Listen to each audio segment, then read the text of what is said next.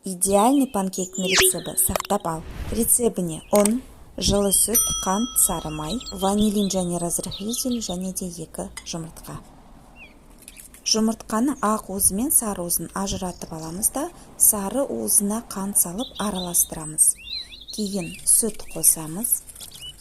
Араластырамыз да май қосамыз, артынша ұн қосамыз да, және де разрыхлитель мен ванилинді қосуды ұмытпаңыздар. Бізде осындай қою консистенция қамыр болу керек. Ақ уызға тұз қосып миксерлейміз. Дайын болған ақ уызымызды қамырға қосып, лопатканың көмегімен астынан үстіне қарай араластырамыз. Қызып тұрған табаға 2 ас қасық қамырды салып, панкектерімізді пісіреміз. Бізде осындай өте әдемі және де үлпілдек панкектер шығады. Менің каналымда, достар, бұдан да көптеген рецепттер бар. Сол үшін менің каналыма лүпіл басып, пікір жазып және де тіркелуді ұмытпаңыздар. Алдыда әлі көп рецепттер болады.